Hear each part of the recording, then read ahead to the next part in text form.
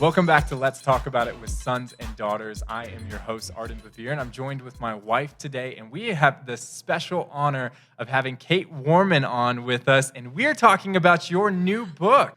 Kait, thanks so much for joining. I'm so happy to be here. Thank you for having me. We're so excited. We're going to do it a little bit different today. We're actually going to jump right into it because we want to talk about your book for as much time as possible, but you wrote a book that's called Thank You for Rejecting Me. That just sounds so opposite, but so amazing. Out on February 17th. 16th. You got it, girl. Yes. 16th. February 16th, right around the Valentine's Day. Oh, All in your awesome. Valentine's blues. Yes, that sounds like a great book for someone to get right after Valentine's Day. So that is awesome. I love that you're taking this stance and grabbing hold of a hard topic. But I wanted to ask you about this because that's kind of an interesting, like not the normal, thank you for rejecting me stance that most people have. So how did you get this, honestly, stance towards direction or rejection? Sorry, not direction. Well, it is redirection. So you're using the right word. Rejection is redirection. So, one thing, just a very behind the scenes candid is, when you're writing a book on rejection, first of all, not exactly like this light and fluffy, yay, let's talk about rejection, kind of thing. And so when I was thinking about the title and really the message of the book, I was like, what is going to convey something that would feel empowering, but not like be overly self-helpy, like rising from rejection, which is part of the message of the book. So this title came to me literally at the tail end of us thinking about titles. And it really was a God moment where I felt the Holy Spirit speak to my heart. This is going to be it. And I was like, oh my gosh, I love that, because inadvertently the message of the book and the title really reveals, like, it's a little sassy, a little fun, like, thank you for rejecting me. And of course, you don't usually say that right away. Someone doesn't break up with you and you're like, thank you for rejecting me, or else you're probably compartmentalizing, pushing down your emotions, all those sorts of things, which we don't want to do. But over time, as you see how God, as you press into healing, if you really decide to take the route to feel all the pain and heal from the pain and press into God's heart through time, you will see eventually how God is redeeming that rejection in your life. And so thank you for rejecting me is really like, oh my gosh, thank you. This is what made me into who I am today. Now, while as individuals, we may not want to go through some of the rejections we went through again, and I write about some really hard ones in the book, there's still some beauty that you can find from the path and the journey of healing from the darkness and the pain and the grief of that rejection. So thank you for rejecting me. It's made me who I am today. And I'm going to say one more thing. Okay. This is just funny, and I haven't shared this anywhere yet. So you guys ready? Okay. So a year ago, I say this now, I've come out with it, that I was in 2020 dating someone. And that relationship ended in the fall of 2020. So happy to go into that if you guys want. But something recently that God showed me, and it was so cool and powerful that I want to share today, is I was thinking back and I realized my first date with that guy was on February 16th, 2020. And now, No way. yes. And I literally had this moment last week where I was like, wait, my book comes out February 16th, 2021. And so I've been saying in different interviews, I'm like, we'll see how God redeems this. Then I'm like, even just that moment was a redemption moment for me, and also gave me a chuckle. I'm like, yes, thank you for rejecting me a year later, So Yeah, that hindsight is so funny when we realize different things along the way to our journeys. I love that you're talking about this, and I love that you are passionate about helping people with dating, because as we know, there's no dating guide in the Bible.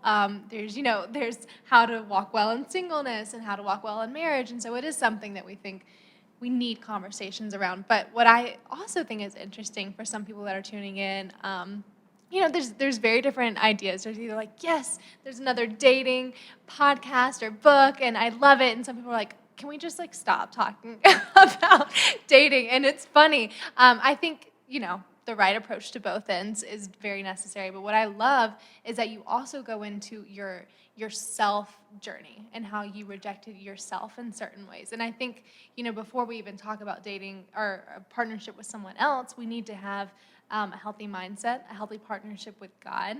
And so can you, of course, without telling us everything that's in the book, tell us a little bit about, one, why it's important that you went there, and then two, what you learned with how you viewed yourself. Yeah. So I am a dating coach. I do help lots of men and women on this journey. And as I've been coaching them, what's really been interesting is we don't just dive into the area of relationships right away. We don't just go like, here, let me try to get you on a date, right? Like Will Smith in the movie Hitch. Even though I want everyone to be set up on dates and go out there, that's awesome. But what we often do in coaching and what I do is really help people to see what kind of relationship they want with God and where their relationship with God is right now, and then their relationship with yourself. And so once we talk about those two things and really address that and where they want to be in those areas, then we can talk about dating, relationships, how you want to show up well. And what I realize as I've been coaching a lot of people mixed with my own journey is that the self-rejections are what's stopping us so much from even putting ourselves out there. And this spans more, you guys, than just even dating. It's in a job, it's in friendship, it's taking a risk in your life. If you already believe bad things about yourself, negative things, it will become a self-fulfilling prophecy. Because if you think about it, I'll bring it to the dating situation. If I think, oh my gosh, I'm not desirable, I'm not that interesting or pretty, and then I put myself out there, I do it, like I get the courage to do it, and this guy is just not interested in me. If I already came in believing I'm not interesting, I'm not desirable, then immediately I'm going to go into, well, yeah, it's because I'm not pretty enough, or yeah, it's because I'm not interesting enough, of course. And it just reinforces that rejection. And so then that self-rejection. And so then you instead of going out there again, you're stuck in those lies of what you believe about yourself. So you don't even put yourself out there potentially again because you're so fearful of that outcome happening.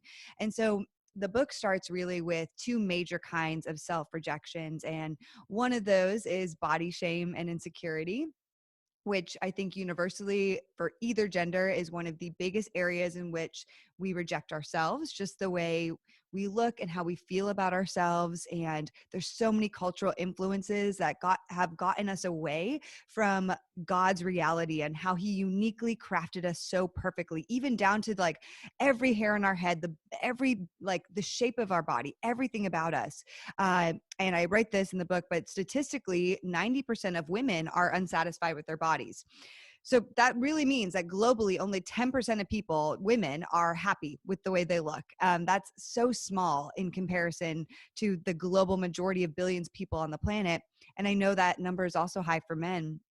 And so really breaking down, how do I feel about myself, my body, my appearance? So often that affects how you show up in your relationship, what you're looking for to gain from somebody else. And then other things too, like how I'm showing up in work, on an interview. Do I feel confident in my skin and who I am and how I look, like how I'm showing up? It really impacts your level of confidence.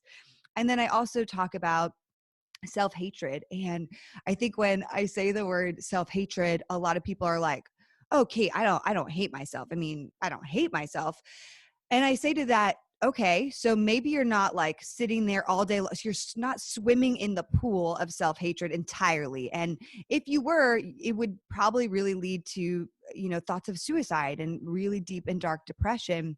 However, I believe that so many of us are dipping our toes in that water very consistently. And this looks like just shaming myself constantly for the way I'm showing up, for the things I do, for the things I think. And we are in so many ways our own worst bully, our own worst critic. And again, if we continue to do that to ourselves, it will affect how we are showing up. And so often we reject ourselves before others even have the chance. And so that's why I wanted to address that in the book, because out of all the rejections, external rejections we can't control, internal rejections, we do have the power to transform those. Yeah, so good. And I love that you're bringing that up because I remember when we were dating, how there were things of me rejecting myself for him, of like, okay, well, I've sinned. I'm not this beautiful blonde girl that's never messed up before. Like, he probably just deserves that. And like, it was my mindset infiltrating what I think he would reject part of me or he would find out about me. And, marriage is constantly that growing process together. So what you're saying of if you don't tackle these ahead of time, they're not going to go away. They just become evident in your relationship the further you go.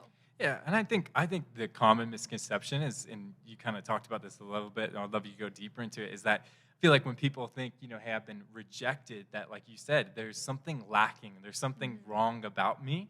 But I love how God just frames it completely different, and God shows how we're complete in Him. So I want to ask you, what does God say about us, and how should that, honestly change how we face rejection? Yeah, I think that's such a good point, Arden, too, just quickly on that, because I think so many times a rejection hits and we personalize it immediately. Like, oh, this happened because there's something wrong with me.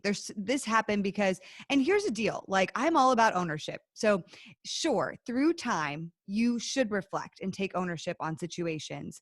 Right in that moment of rejection, though, it is like a wound. You just got maybe hit like really bad and you're bleeding out. And that's not the moment to be reflecting on all the things that you did, because it will likely lead to two things: resentment for the person, potentially, and demonizing them. They're terrible, they're awful, they're the worst. And we hear that a lot in dating. Oh my gosh, they rejected me. They're just absolutely the worst. I'm going to blacklist them for everyone else. And they're not a bad person. They just rejected you. Like, that is like, and you're taking it so personally that you are blaming them because you have a lot of shame inside of yourself. The other side is we just go into a negative litany and we blame ourselves, and we go into like, there's something wrong with me. I'm not this, I'm not that, I'm too much, I'm not enough. And so, but the reality is, so often rejection can also have nothing to do with us. And so I just wanted to say that, because we personalize rejection so much, where I'm like, you have no idea the iceberg below the surface of what's going on in that person's life, what they're dealing with, why they made that decision, or, like, and so try to not take it so personally off the bat, because that just sends you into a very bad spiral. In terms of your question to what God says about us, we have to think of the fact that he underwent like the biggest rejection of all time. And if the savior of the universe can go through that and did that for us on our behalf, like, he did that so that we would know completely that we are loved, that our sins are wiped new every single day, and that we do not have to, we're not, to say that too, there's a caveat that we're not promised like this life without pain or without hardship, but we can come back to knowing that God does not reject us. So oftentimes I think that we say these things to ourselves, and we maybe are saying like, oh yeah, God loves me. And it's like a head knowledge. I read it in the Bible. Yeah, I mean, yeah, of course, Jesus loves me. This I know. Like, we say these words, and yet there's a disconnect from really feeling them in the depths of our soul, knowing, reflecting God's love like a mirror to our hearts. So we can say it over and over and over. And I think we're really good at the Christianese. We're like, I can say it all day long. Yeah, God loves me. But do I really, in the core of my heart, know that He loves me? And what I would just say for anybody who's questioning that right now is just a simple act of, do you know God's character? And if you don't, look in the Bible of the example of His character and how He redeems so much for so many people through time, not in your timeline, not exactly when you want it to happen, but through time. He redeems so much. See that example over and over and over again, that there's a lot of hardship that He over time redeems, right? So that is His character. His character is good. His character is loving. But not only that, we can take it a step deeper. If you really don't feel it, then reflect personally for yourself. Where were moments in your life that God has shown up for you? So often when we're hit with rejection, it's this moment is like what's in front of our face. So it's all we can see. And it often makes no sense, because rejection at first usually doesn't. And so I challenge people to think about, okay, I get it right now. It doesn't make sense. And it may not make sense for a while.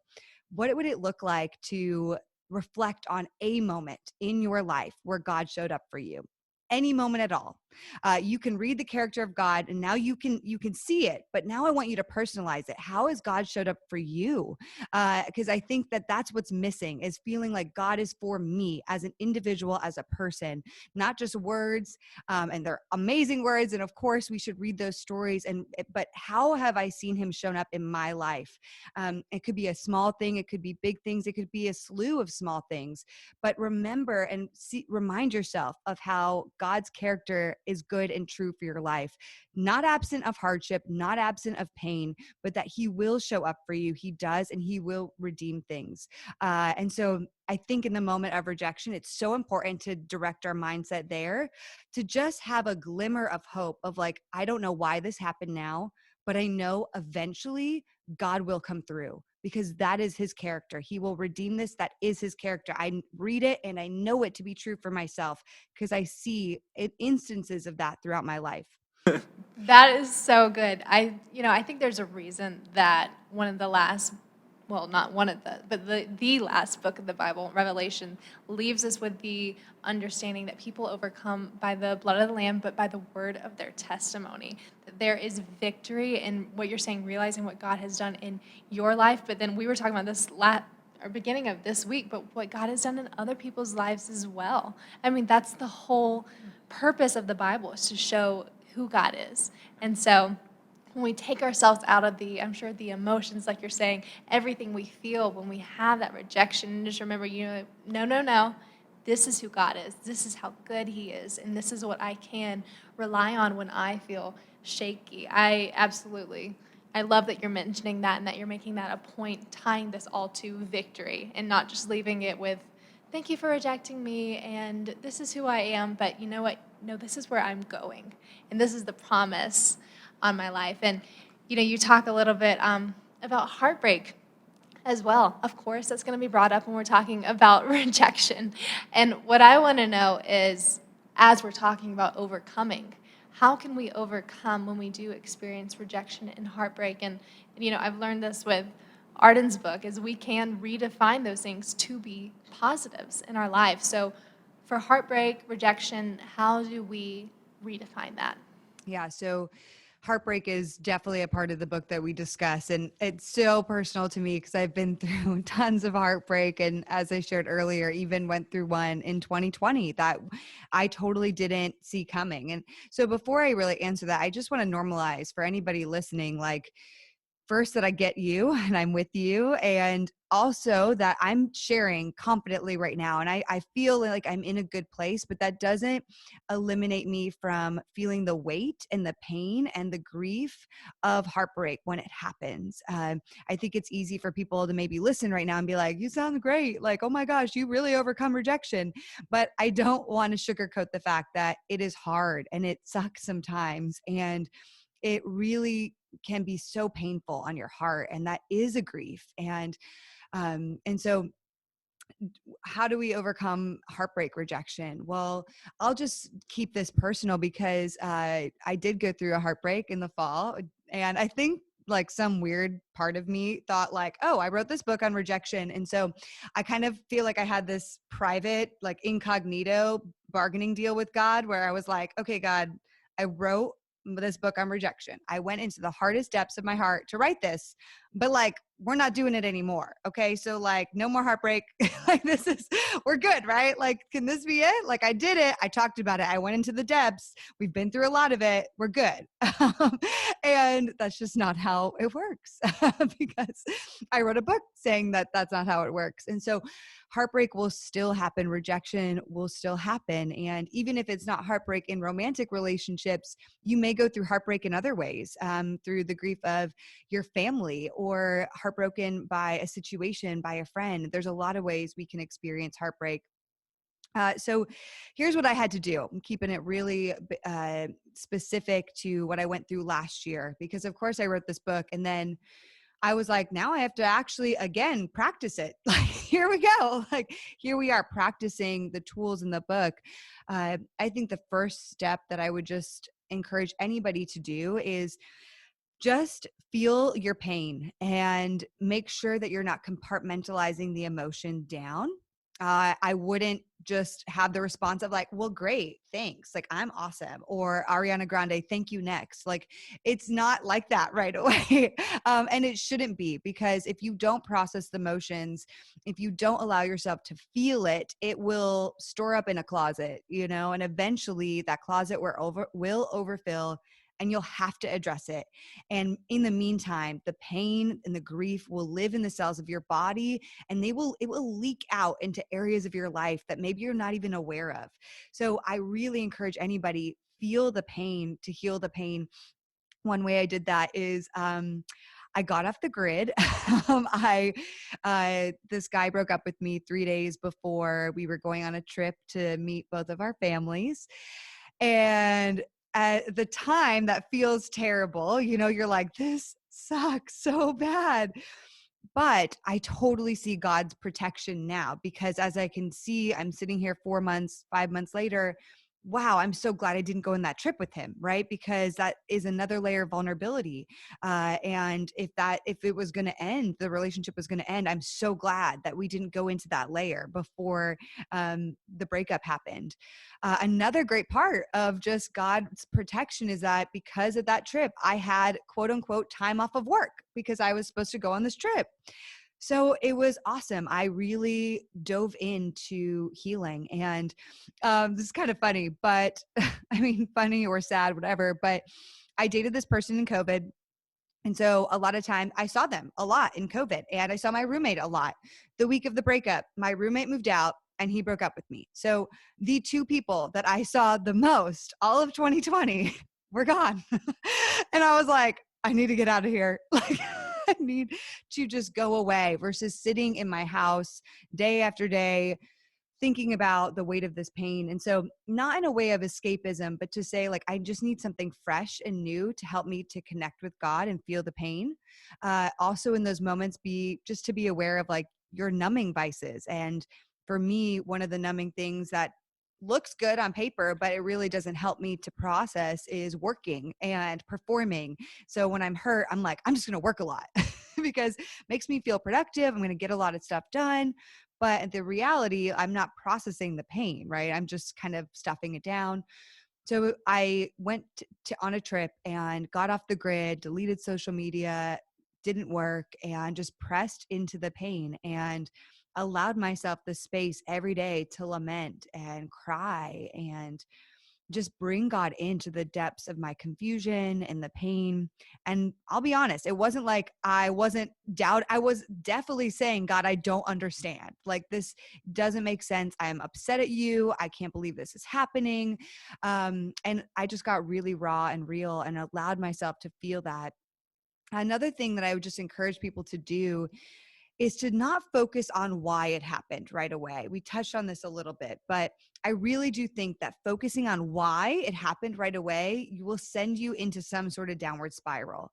So for me, I had to focus on, okay, God, what can I do today to heal myself? What is one step I can take today towards pressing into your heart to like going into this healing process? What's something I could do today to change my attitude? To just today, because not to compartmentalize the pain, but how do I stay focused on the hope that remains in my life? And so asking yourself what questions just in the beginning instead of why questions, I think is really, really helpful. And then the last thing is just, you have to know yourself, and you are the only one with the keys to your heart to know what your heart really needs in that time.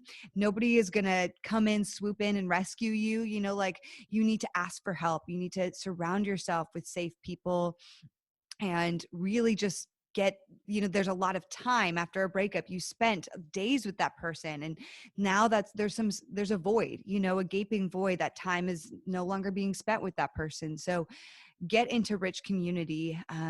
Spend your time with community and with safe people that you know and that you trust. I had to do that, and I really had to focus on pressing into those people and knowing what I needed. So I was like, hey, I need to have like calls with you every week, or can you just text me every day if you can, and check in on me. I just need that communication, or else I might slip into numbing or isolating, and I really need community. And so I think knowing ourselves and doing what we need to love on ourselves. I say this, but we need to love ourselves to not lose ourselves. And that means inviting God into that with us, but also taking actionable steps to like, what do we actually have to do? Like, how do we do that for ourselves? And I just like to say it like that, because I think when you are hit by a rejection, it can feel easy to slip into the victim mentality. And I want to empower people that it is totally so hard, and yet you can be empowered to do what you need to do to fight for yourself, fight for your healing, and press through this with God by your side. Yeah, so good. Yeah, I think it's really important that you show that we need God and we need community. We don't need to go through any of this by ourselves, nor should we. Uh, I think one other thing on heartbreak that I remember when you were speaking is our friend Lila Rose spoke on heartbreak, and she said heartbreak can be the thing that God shows you in different circumstance, but heartbreak can be the thing that shows you where God is putting a passion on your heart. It can move you in a way that other emotions can't. So Yeah. I'm talking too much. I'm gonna No, let that's Arden great. go. I think it's awesome. Kate, I mean, honestly, thank you so much for, being so, real with this message and actually putting your experiences into it, because I think that's what makes a good book always is I think there's so many books out there in the world, and when people just try to, just do information rather than really their experiences and putting their voice in it, which is going to make it unique, I think we're missing Vulnerability out. and So, victory. yeah, so I want to ask you too is just what is, as as you've been vulnerable, as you've taken this time, because I know writing a book is not a small thing at all. It is a long process. And so what is your hope for people who pick up this book and read it? I had this hope before my breakup happened, but now I feel it even more deeply that I wrote this book so that other people would not feel alone and feel that there's a way through this. And that if somebody could look at me and see, oh my gosh, God is redeeming these things in this person's life, but it doesn't mean that bad things never happen to her, and just normalizing that God will redeem and does redeem. But still, hard things are going to happen. Rejection will continue to happen. External rejection will continue to happen to us. So we have to, there is a way to heal from the past. A lot of times this book will also help you heal through past rejections that maybe you have stuffed in that closet that are affecting how you're showing up in your life or in your relationships. And I want to give people tools to deal with them, but it will also help you to have tools to deal with the rejections that you're facing in the future so that rejection will still come, but you have tools and a strength within you to deal with them so that it doesn't just wipe you out entirely. It doesn't keep you then stuck in the pit of self-loathing and those self-rejections and so much fear. So that is my hope and my goal, and to really link arms with other people. I think that what God is showing me is like, man, I'm releasing this book while I'm still in process of my own a big rejection I just went through. So as people read this book, I'm like, hey, I'm walking through this with you too. Like I am literally reading this book alongside others, doing the things as well. And it's not perfectly easy, but there's so much beauty to be had within it. And I want to just touch on what you said, Christian, too, because I think it's profound. And I do believe that in heartbreak or in rejection, God reveals different parts of ourselves and about him that we never maybe would have seen otherwise. And so the depths of our pain reveal such beauty in ways. I started my podcast, which now is my full-time ministry and business, in the wake of one of the biggest heartbreaks of my life. And so because of that, I think it was because of that heartbreak, which led me to be able to even start and have the space and the heart posture to want to help people in that area of rejection and dating and all of that. And if that guy hadn't have broken up with me, I don't think I ever would have stepped into this, And so I didn't know that at the time, right? I wasn't like, oh yeah, well, I'm going to go start this awesome ministry. Okay, bye. But I see this years later where I'm like, whoa, that is how God has redeemed that in my life. And maybe you're not going to start a podcast or a ministry, but maybe your story and your pain and processing through that pain you're going to be the person that someone needs to feel seen, to feel empathized with. And even just that is such a beautiful gift. Maybe you're going to be the person that helps someone through their darkest season. And that is such a gift to people. And so it can be, God will use that pain in some purposed way, and it will be beautiful. So I love that. Thank you so much, Kate. Seriously, we appreciate it. I just continue to congratulate you on releasing this book. I want to make sure that everyone who is listening to this conversation, that they know how to get connected with you and how to get this book. So where can we find Thank You for Rejecting Me and find more information about you? yeah. Okay. So Thank You for Rejecting Me is going to be out anywhere books are sold, Barnes & Noble, Amazon. You could also go to thankyouforrejectingme.com to find out more. And then if you want to connect with me, you can come over to Instagram. I love our family over there. I'm Kaitness on Instagram, Kaitness. And then Heart of Dating, we have Instagram, a podcast, a website, a Facebook group. If you come over, especially if you're single or dealing through something like you need extra support and community, we'd love to have you in the community. We have amazing singles over there. Awesome, awesome. Well, Kate, thank you so much for jumping on the conversation with us. Guys, thank you so much for jumping on. This has been Let's Talk About It with Sons and Daughters. If you guys enjoyed this episode, please make sure to leave a like. Also, make sure that you get connected. I can't encourage you guys enough. If you're going through rejection or have process the rejection, please pick up this book because it's going to be a valuable tool and resource for your life. Also, leave us any comments, the things that you guys want us to address, topics that you guys want us to have conversations around. We always love hearing from you. And until next time, this has been Let's Talk About It with Sons and Daughters.